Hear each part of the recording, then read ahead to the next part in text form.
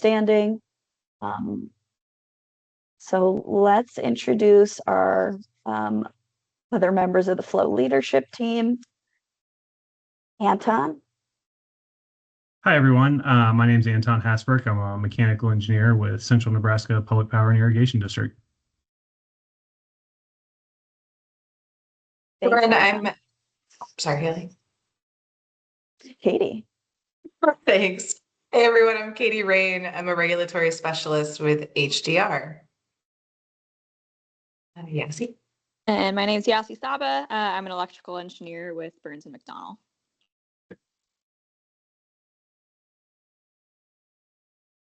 Great. So we've got a couple minutes before we need to dive in, and we love to make space for new faces. So if this is your first Flow meeting, please feel free to introduce yourself. You can in the chat, or you can briefly unmute and share with us your name, organization, and if you'd like, where you're joining from virtually around the country. So any new Flow attendees? I guess you can consider myself to be new. Pete asked myself and Matt Pizarczyk to jump on this. I'm Dennis Downer with Emerson. I'm the manager of the excitation group. Matt's one of my senior engineers, and he'll be doing part of the presentation today. Wonderful. Thanks for joining, Dennis.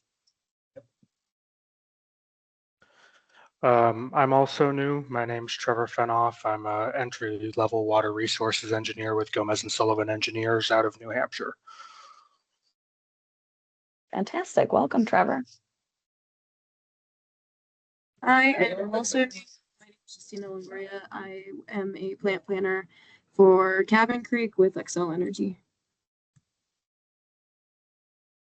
Nice to meet you. Sounds like we had another new member here. I'm also a new attendee. My name is Evan Noonan. I'm a mechanical engineer with Norcan Hydraulic Turbine, providing OEM solutions out of Carleton Place, Ontario.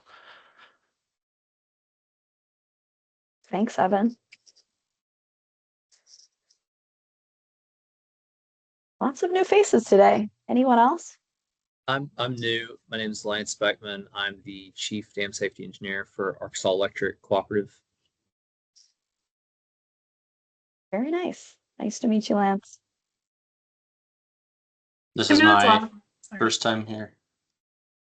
My name is Garrett Richens. I'm with Idaho Falls Power. I'm a generation engineer. Thanks for joining, Garrett. I'm also new here. My name is Jana Conrad. I am a structural engineer for Hazen and Sawyer. Hi, Jana. Thanks for joining us for your first time. This is great to see. Lots of new faces. Anyone else?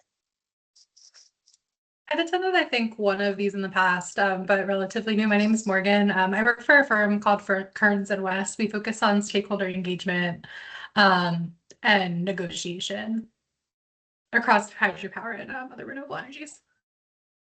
Well, great to have you back, Morgan.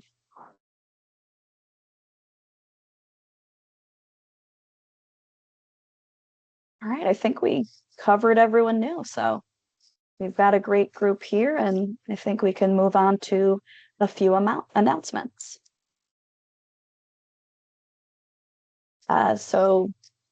Flow is going to be hosting the Early Career Professionals Networking Happy Hour during Waterpower Week, just next month.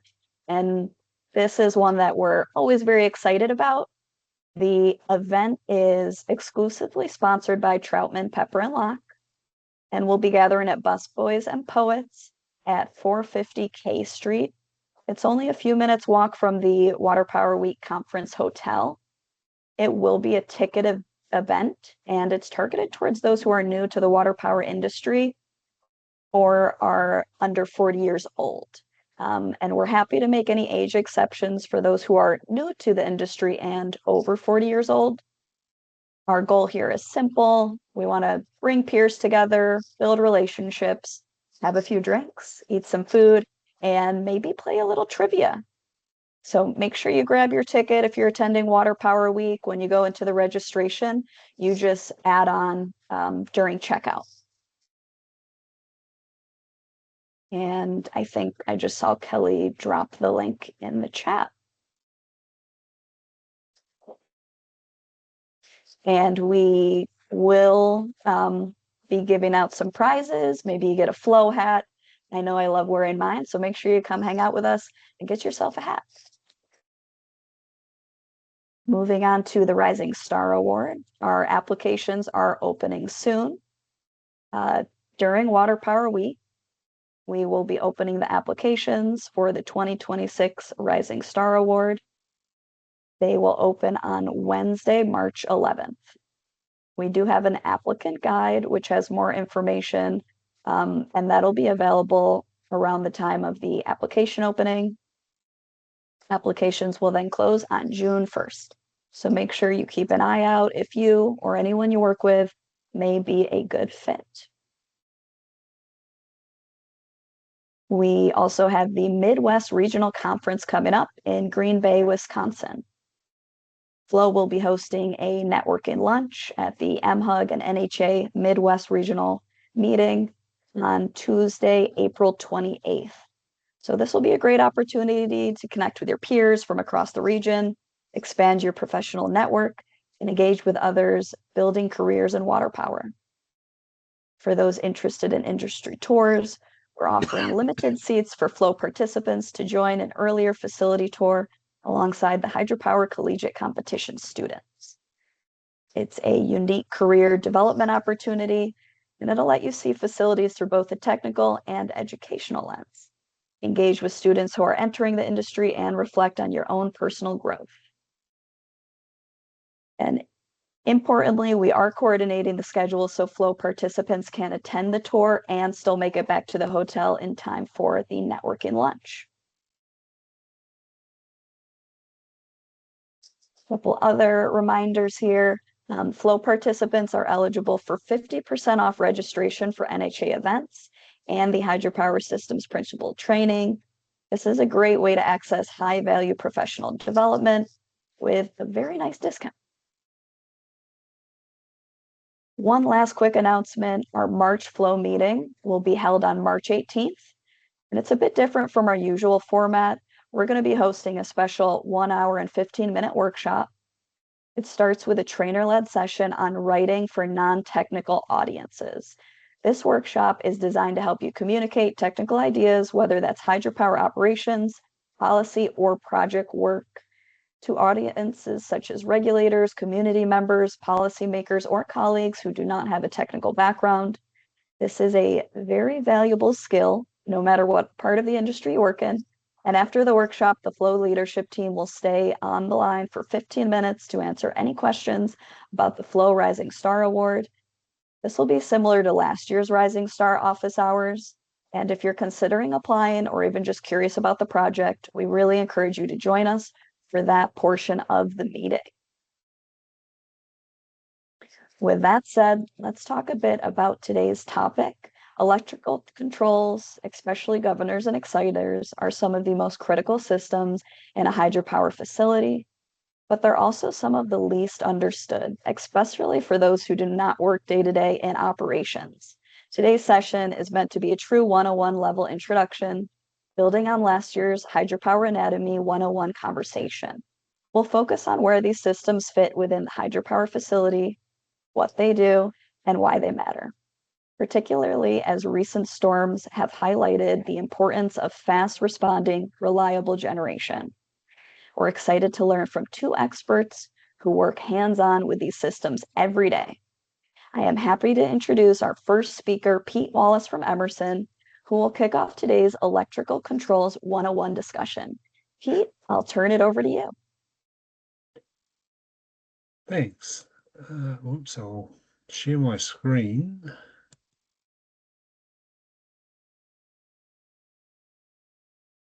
Alrighty.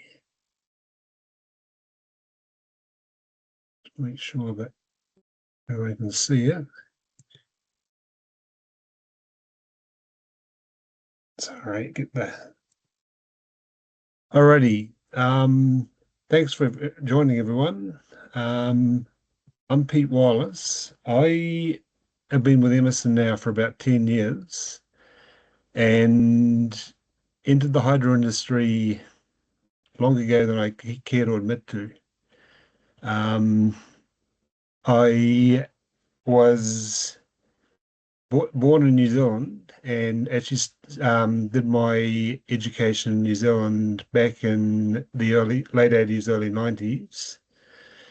Started off in the hydro industry because I wanted to live in the place that the dams were. There was those days, it wasn't a case of it was a clean green industry. It was a case of it was the primary industry that supplied power to industry in New Zealand.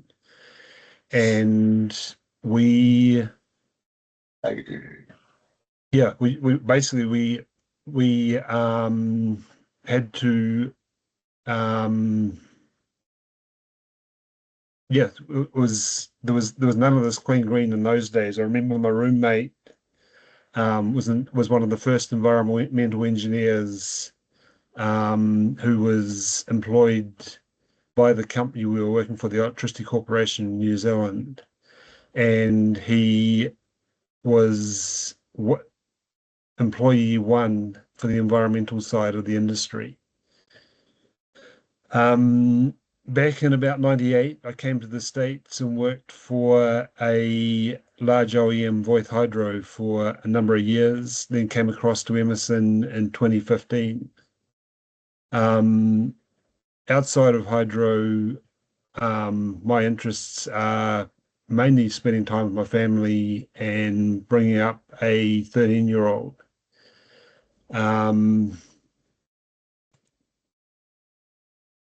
What I wanted to cover today was unit controls, governors, excitation, which will be put on by Matt, protection, and how the whole system fits together. So I'm going to start with unit controls. Basically, unit controls are the heart of the system. They control the turbine generator unit and consist of a user interface, sequencing, the protection and control. They control the power, the speed, the voltage, the VARs, and all the auxiliary systems such as the cooling water, the pumps, valves, and motors. Normally, they're implemented by either hardwire, is the traditional method, or more commonly nowadays by a modern digital control system such as a PLC or a DCS.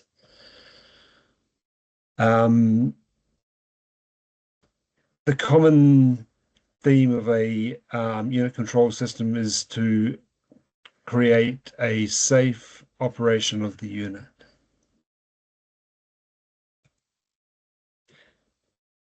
The unit controls interface is either a unit control board, is the traditional method. One shown here is in most power plants throughout the United States, or nowadays often a row of screens performing the exact same function as the old unit control boards, but with a lot of enhancements. The most visible part of a new control system is the HMI. It's a graphical representation of the process and typically shows and typically lets you control the system through a series of faceplates. It'll provide the operator with a series of alarms, statuses, events, trending, reporting, and the evolving area in a digital control system is the use of AI for pattern recognition and predictive maintenance. And I could go on for hours on that, but we're not going to go into that level of detail today. Components, another component of the system is your engineering workstation, and that's used for the configuration of the software and for the database management, any changes that are made to the system, for the configuration of the screens that are displayed to the operators, security, backups, file management, and restoration. Another key component is your historian. That is used for a for archiving data such as trends, events. Now that can be either sequence of events coming in from your protection operations, which are timestamped down to the millisecond, or things like your flows, temperatures, all of which are available for record keeping, so you can look back at your trends over time. I'm sure a lot of you use that information for troubleshooting and things. And by the way, just feel free to stop me at any time if there's any questions. This is an interactive session. It's not a monologue. So if there's anyone has any questions, feel free to stop me. Sorry. Now,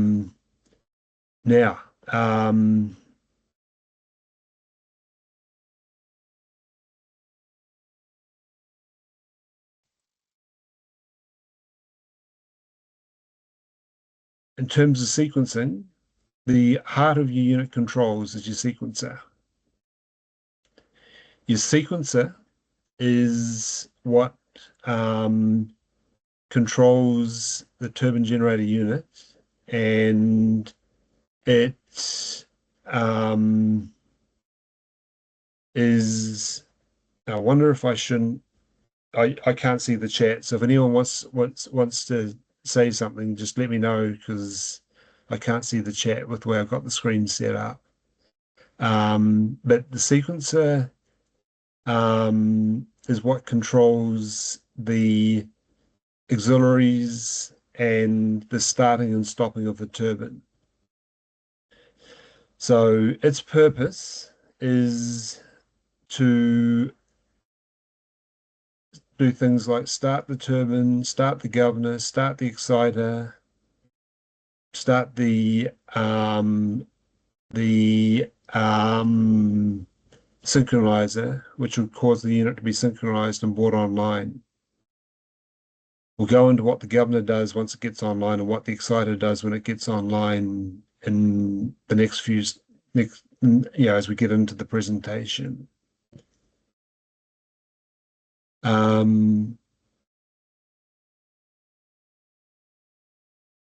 Protection.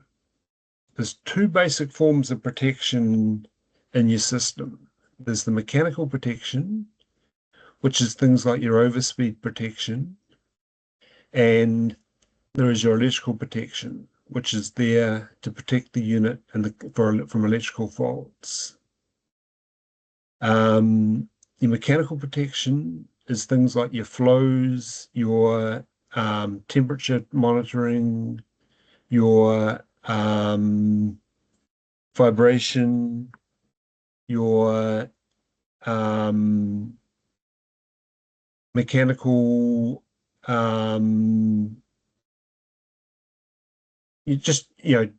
general mechanical trips. And the purpose of it is to make sure that you don't cause any damage to your turbine. Your electrical protection operates a lot faster than your mechanical protection, and it's there to protect your integrity of your generator. So your mechanical protection, I always think of it as to protect the integrity of the turbine and the bearings and the shaft, the electrical protections there to protect the integrity of the electrical components, such as the generator, the breaker, the bus bars, and so forth. The governor. The heart of the control of the turbine is the governor.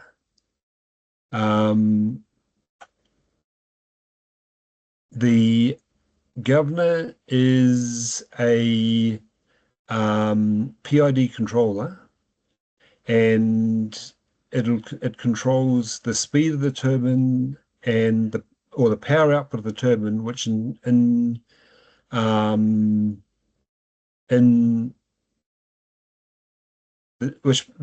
controls the power output of the turbine, which in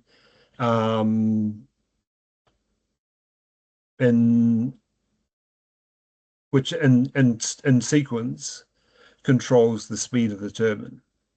The set point of your governor is when you're offline, your speed, and typically when you're online is your power or your water flow. But a true governor always is responsive to frequency. It's considered to be a gate positioner if it's not responsive to frequency. So with a stable governor adjusts the flow of water using the wicket gates, which is the gates around the outside of the turbine, to balance the torque developed by the turbine to match the load of the generator using a PID controller.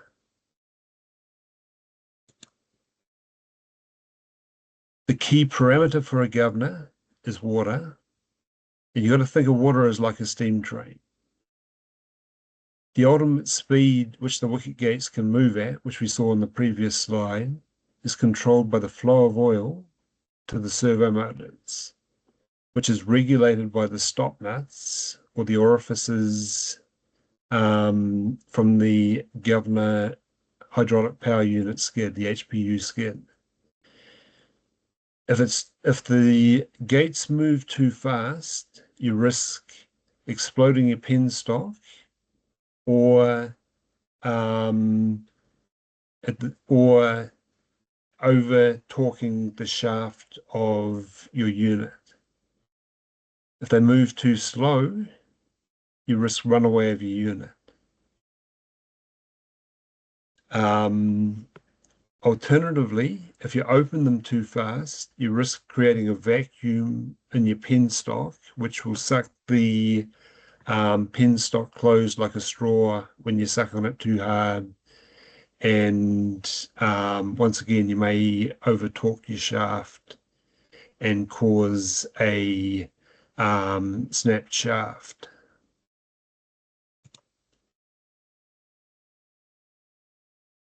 Honestly, the results of a catastrophic failure you can see in this photo.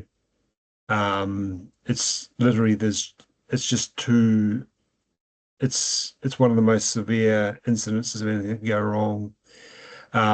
Anyone who wants to see the results of a catastrophic incident, there's always the video online that everyone looks at of the Russian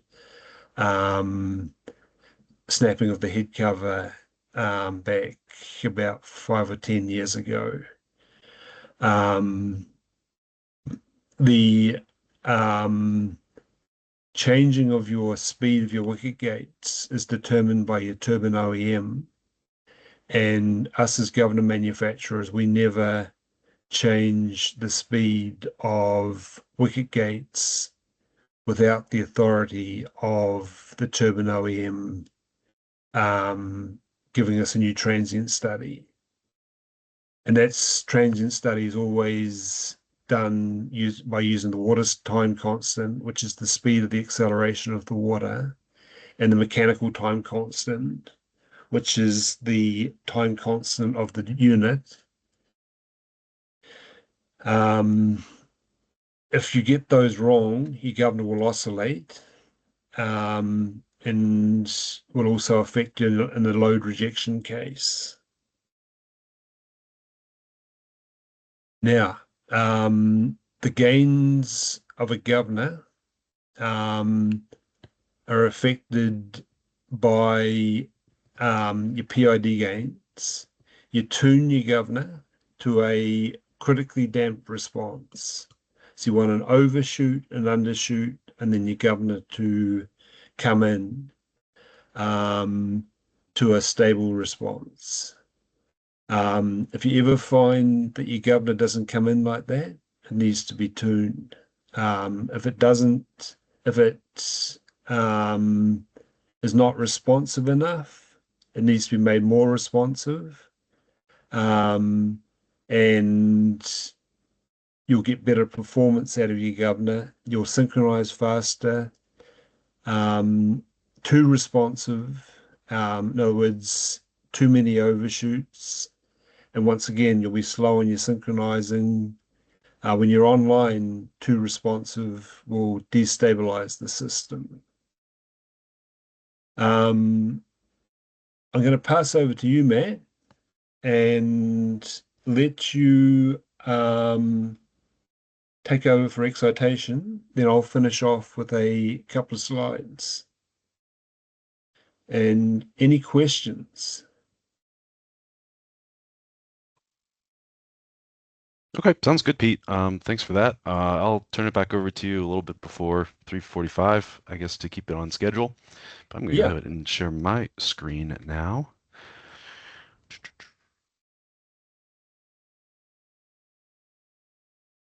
So just to get a little background on myself, my name is Matt Pisarczyk. Hopefully you guys can all see that.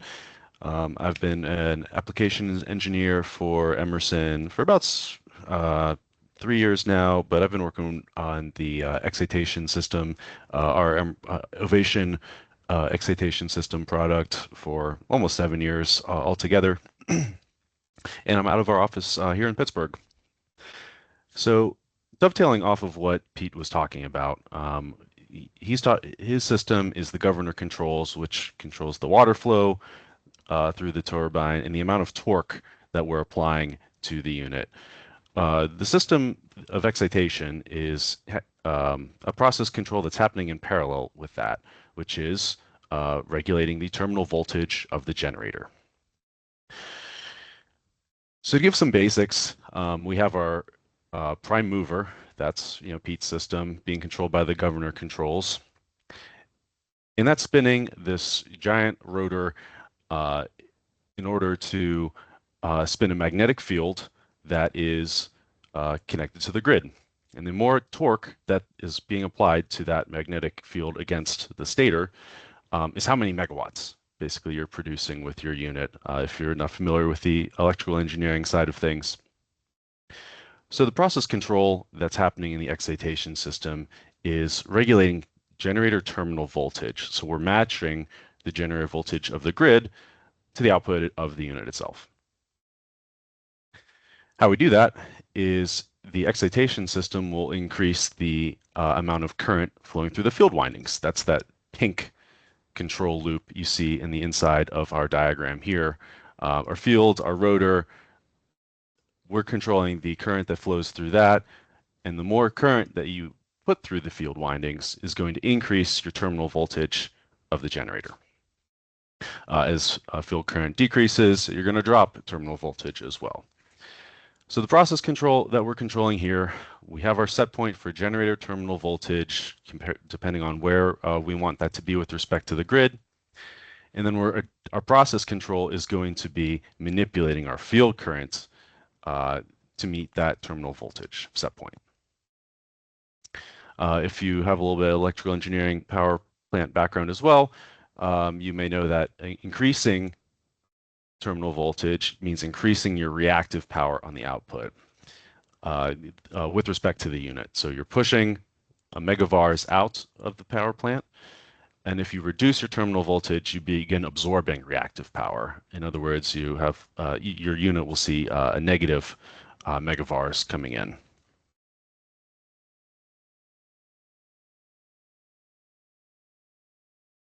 Have you ever been around a excitation system, or if you work and if you have not been quite sure what it is, there's a couple different varieties of it, two main flavors. You'll see a static excitation system, which is connected directly to the generator field. This is the type that I kind of expect you folks to see at hydro units, just based on my own experience of doing projects at hydro plants. So in a static excitation system, the output of your excitation system will match the generator field current rating exactly. So that can be quite a large value, anywhere from 500 to 10,000 amps to excite your generator to raise your terminal voltage to that of the grid. Or in a rotating exciter, it's going to be much smaller.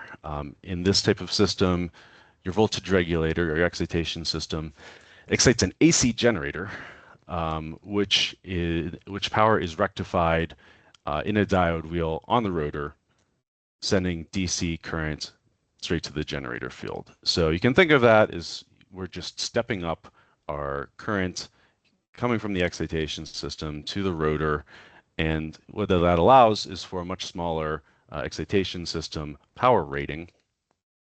But the trade-off is you have extra hardware. So now you have to worry about this rotating exciter that's attached to the rotor, and depending on the engineering choices of the OEM, you'll end up with a static excitation system or a brushless rotating excitation system.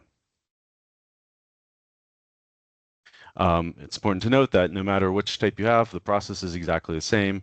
We are still watching the generator terminal voltage in the, as it is apparent at the generator output, and we're adjusting the field current, the rotor currents, accordingly to meet our set point.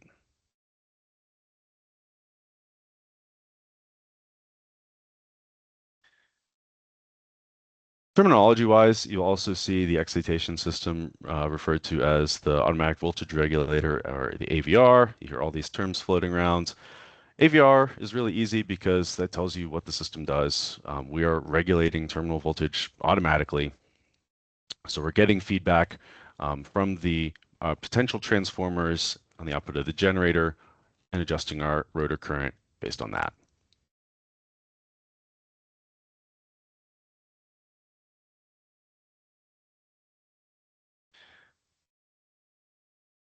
In this slide, you may be familiar with also, if you got an electrical engineering background, or if you work directly on the directly in the power control field. Here's your capability curve of your turbine. So people know a lot about this as well. The x-axis of this graph is going to be your active power, or your megawatts output. That's going to be controlled by your governor, and the amount of torque that you're applying to the turbine, that is equal to the amount of megawatts going out. So as we increase our load, as we come up on load, that corresponds to more flow through the unit. The excitation system controls the y-axis of this chart, essentially. So as you increase terminal voltage, you'll be moving positively on the y-axis, so you're going into the positive reactive power zone, and reducing excitation will do the opposite. Now you need both halves of these systems. You can't make megawatts without torque, and you can't make megavars without a terminal voltage, having your generator excited. But there will be protection features like Pete was talking about within the mechanical, within the turbine mechanical system, electrical protective relays as well, and also baked into the electronics of the excitation system to protect the unit from exceeding this blue line here. This is your generator capability, which describes the engineering limits of the turbine. So your excitation system will have limitations on the top and bottom of this chart to prevent you from going into an overexcited or underexcited state. And there will be a number of protective relays installed in the plant to back that up, to stop the unit instantaneously if this curve is ever exceeded. And there's a lot of mechanical features that will protect the engineering limits of the turbine as well.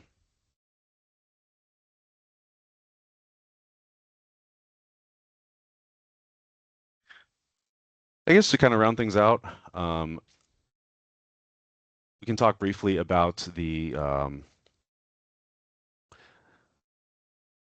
respecting the grid stability and reacting to fluctuations that may be experienced if, let's say, a large piece of manufacturing equipment goes offline down the road or turns on.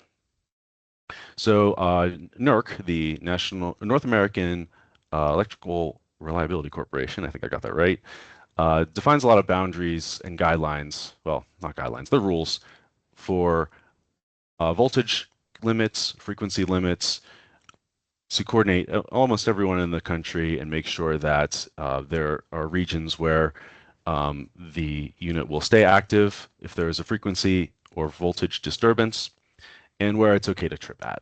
And so those are time related and threshold related as well. Some standards you'll see thrown around related to the excitation system are going to be your NERC Mod 25 testing and reporting, and Mod 26. Mod 26 governs your voltage stability limits, and that's going to be your tuning of your excitation system. Make sure it's reacting to any disturbances in voltage, and it's doing so in a very aggressive and reactive way. You also encounter our Mod 25 standard, which requires every power plant report the reactive capability limits of their unit. That's your positive, your negative megavars, so that is well documented, and that the plants can be called upon to adjust their reactive output as needed. He may want to talk about some standards that do with the governor as well, but also note, before wrapping up, that from a protective standpoint, you also encounter the PRC. We also encounter the PRC 19 and 24 standards as well, which, kind of going back to what I said earlier, was going to be your voltage and frequency trip thresholds, and making sure those are coordinated and following the NERC rules for those trip thresholds. I think that's pretty much all I wanted to touch on. The rest of the slides I have here have to do with like very deep, kind of in the weeds, troubleshooting of your excitation system. I don't think that's going to be really appropriate for this group today. So before I turn it back over to Pete for a little bit of a wind down, I will open it up for any questions. If anybody has questions now, feel free to ask. Otherwise, we can do some at the end as well.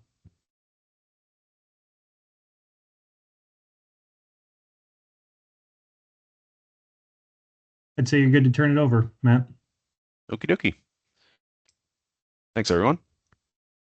Awesome. Thanks, Matt. Yeah, just to go back to standards, a governor complies with two main standards.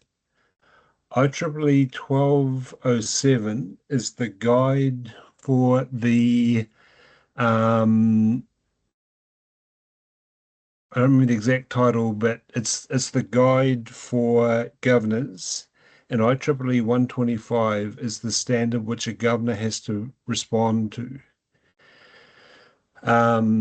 And along the same lines as as NERC 26, NERC 27 is the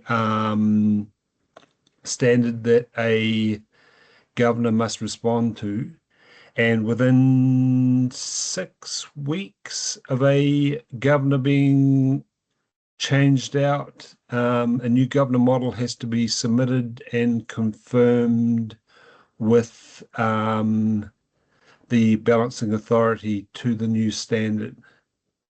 I believe it's the time frame. I may be off by a week or two, but it's like around about 6 weeks. When you're testing your governors, you always want to test to those standards, and same with your excitation systems. But if you want any more information on that, feel free to reach out to us. I'll put our contact details in the chat or on the slides, and hopefully these slides are going to be shared with you guys. For information on any information you've seen in these presentations today. Is there any questions from anyone? Pete, with Cool. sorry, Go ahead. With some of the older mechanical governors that I've been around, there's like what they call dither to prevent the mechanical system from locking up. Is that something that you guys code into new hydraulic or electrical governor systems, like this constant minute adjustment? Most definitely. Now, the reason for doing that is your distributing valve in a governor system may actually go for weeks of not moving, and because the wicket gates aren't moving. And what happens is you actually get a buildup of varnish from the oil on the distributing valve, so it sticks. So the idea of the dither is to get movement of your components of your governor so that they don't stick, and you get a jerky movement as a disturbance to your system comes about. So what you do is you actually have what's called lap in your distributing valve, in that you have around about 2/1000ths of an inch worth of lap in a distributing valve, and you let your distributing valve move at a high frequency within that lap, and it allows all the components of the governor to move, and it stops everything from seizing up. Does that make sense? Does that answer your question? Yeah, no, for sure. 2/1000ths obviously in the distributing valve is a little less than we see in a lot of the mechanical like tapered plates on older like Woodward governors and stuff like that. But no, it makes sense. Yeah, it varies depending on the manufacturer and the governor. And what you do when you put a governor back into service is you actually center the distributing valve, and you put a dial indicator on, and you move the distributing valve until the valve in the closed direction, say, until the wicket gates start moving, and you measure it there. Then you move the distributing valve in the open direction till they start moving in the open direction, and you'll hear the hiss of the oil as it starts to move. And that is the where you get your dither from. You go less than those those points, and I might be out by 2/1000ths of an inch. It might be more, like 10/1000ths of an inch, but it's a relatively small amount of dither. Oh, it makes sense. Thanks for answering. Yeah. But if you want more information on that, feel free to drop me a line and we can talk about it. Yeah, we've seen like some instances of controls and governor overhauls where I guess our opinion is that the dither's set much too high, and it's like causing an imbalance in the unit. So trying to get an idea of, how to set that for one and what a typical range would be pretty useful information. Yeah. Give me a call afterwards and we'll go into some more detail on how to set it. That'd be great. Thank you. Yeah. Look forward to talking. Well, thanks for the great question, Evan, and Pete and Matt. Thank you guys for presenting. As a reminder to everybody, if you have questions that you don't feel comfortable voicing, drop them in the chat and we'll go through those as well. Pete, you mentioned the phrase synchronizing several times. Could you explain to everyone what it means to synchronize a generator? Sorry, I should have mentioned that. Yep. Okay, so a generator runs at a certain speed and the system runs at 60 hertz. So in order to synchronize a generator, the generator and the system must run at the same speed. So the system speed theoretically never changes on a stable system. So you must bring the generator speed up to 60 hertz, electrical 60 hertz. So if you've got a multi-pole machine, the 60 hertz, the poles must equal 60 hertz electrically wise. On a typical unit, that ranges for a hydro unit between, say, 60 hertz, 60 RPM and 600 RPM for a Pelton. So down at the 60 RPM for a large Francis, up to 120 RPM for a Francis or a Kaplan. Then the higher RPM, up to, between sort of 200 and 600 for a Pelton turbine. Now, after you've got the frequency of the generator close to 60 hertz, the next thing you have to do is you have to match the voltages. And that's where your AVR comes into play. And you have to have the terminal voltage of your generator at the same voltage as your system. So if you're a 13.2 kV generator, you have to run the generator at 13.2 kV by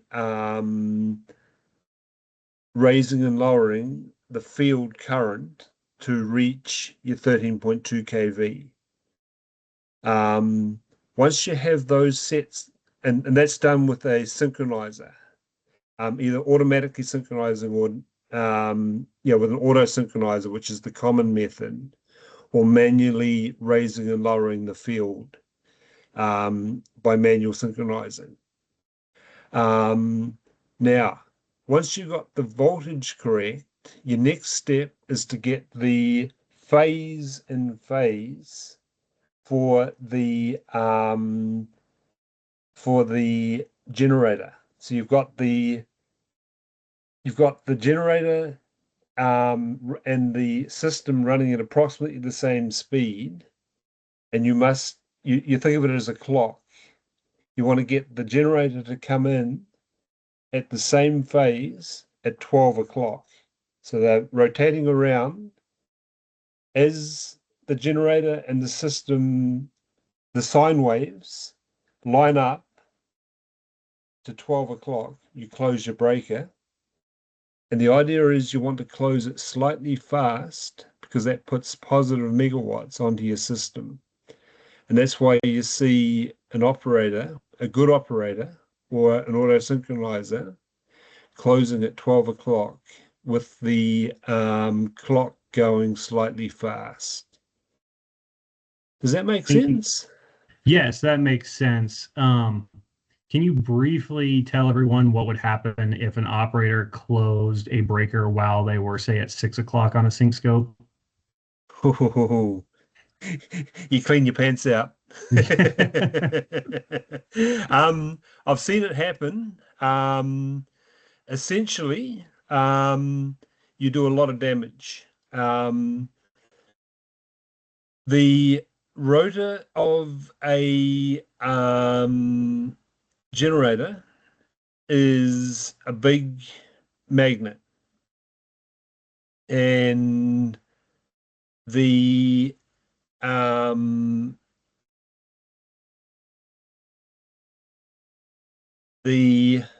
forces of your magnet are off. If you're at 6 o'clock, you're off by 180 degrees. And instantaneously, the two want to line up.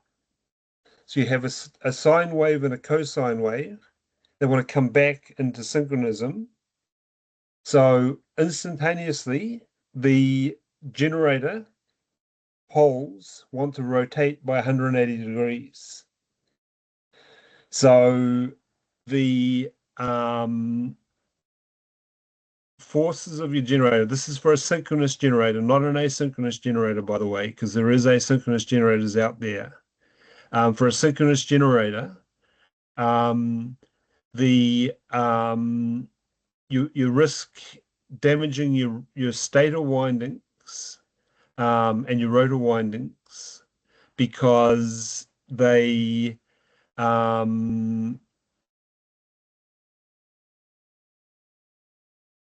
get knocked out of the slots of the stator, and in the case of the rotor, you can actually risk cracking the laminations. I think I'm right in that, I don't know, Matt. You risk cracking laminations in the rotor. Yeah, I think the only thing I was gonna add to that, and you kind of touched on it, but yeah, the difference in phase is perceived as a difference in voltage, and yeah, that instantaneous torque on the rotor coming from the grid is just going to cause all sorts of damage to the rotor. I could not go into greater detail than that because I've never studied it or seen it happen, but yeah, bad things could happen. It's almost like you're having a line-to-line fault on the machine, maybe. Yeah. And if you haven't got your differential protection tagged out, and you've got a CO2 system, you'll discharge your CO2. You'll get a differential fault. In other words, you'll have the how does differential fault work? This is your electrical protection operating. The windings, the current on the neutral end of the winding will be different than the current of the stator, will be different than the current on the terminal end of the stator, which is caused by the magnetic imbalance, which will cause your differential protection to go out. It's a very bad scenario. It requires an inspection of the generator afterwards. And yeah, it's having seen it being done, it's not a good scenario. The whole powerhouse shakes. Mechanically, you're doing a lot of damage. You can actually snap a shaft on the generator if the shaft's not strong enough. I have a confession to make. I haven't seen it happen personally myself, but I am responsible for a unit that it happened to some time ago, and the damage to the concrete around the generator was significant to the point where even after repair, it's not the same, and that whole entire plant now shakes more than it did just from normal operations as a result of all the cracking that went through the entire building. Wow. Yep. Yeah, that's a big mistake. Yes. Matt, you mentioned a little bit about how the excitation system puts voltage onto the field windings. Can you explain for everybody what field windings or field poles are and why it's important to put electricity through those for the operation of the unit?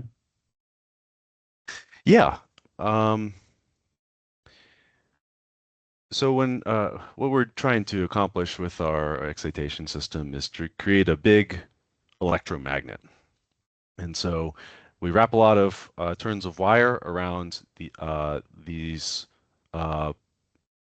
around basically our rotor, and we line up all of the magnetic fields in such a way to create this uniform magnetic field which is spinning with the turbine.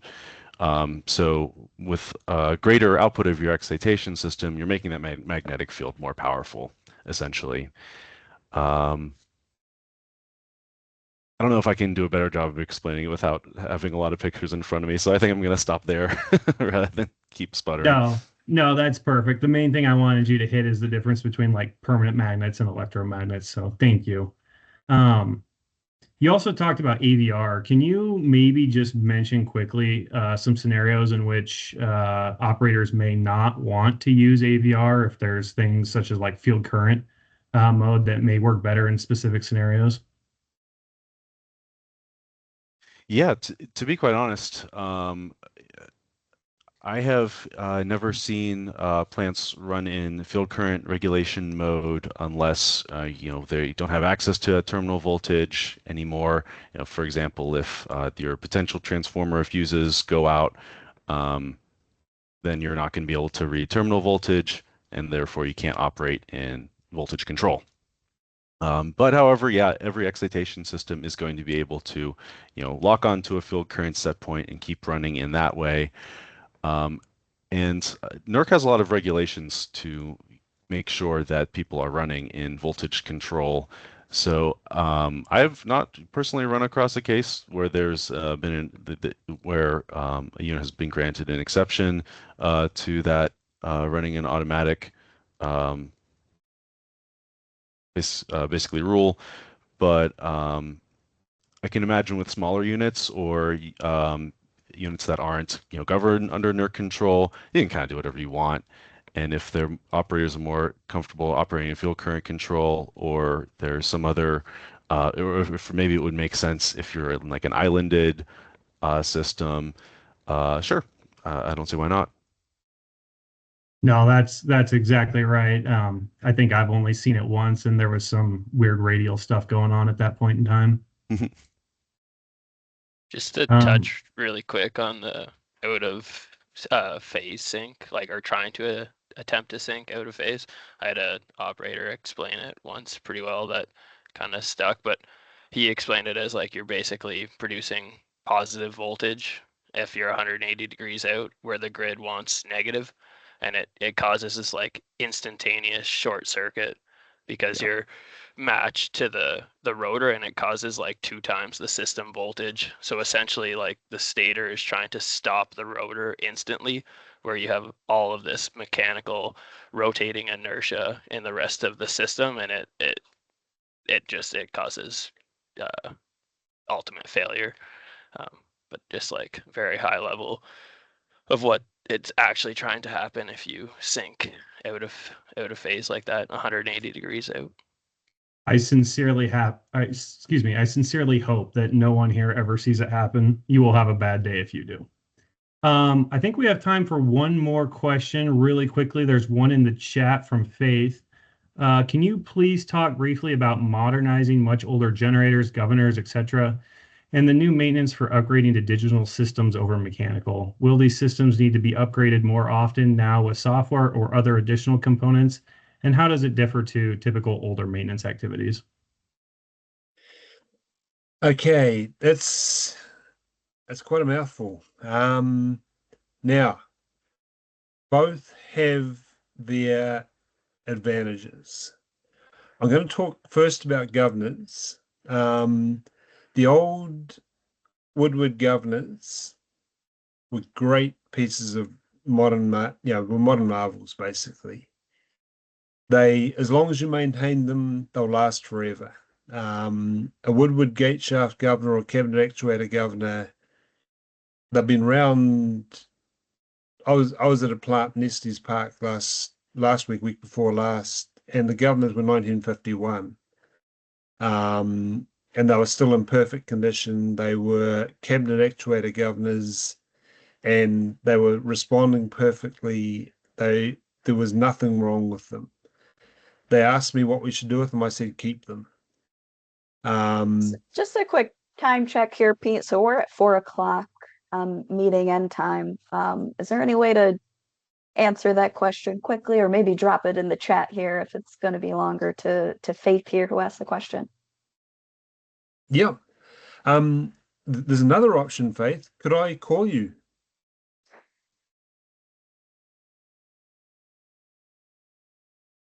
Could you give me a number and I'll give you a call? But to answer your question, there's pros and cons to both. yes, the modern stuff needs more maintenance in terms of upgrades, but it's got better troubleshooting capabilities, and it needs more yeah, both have pros and cons. How about hang on the line, Faith, and we'll talk about it. Oh, excellent. She dropped her email so you all can connect. But that was a lively Q&A. So thanks everyone for the questions, wonderful answers, and a special thanks again to our speakers, Pete and Matt from Emerson. Have a great afternoon, everyone, and we'll see you in March at Waterpower Week. Thank you. Great. Thank you, everyone. Have a great day. Thank you. Appreciate everyone's time.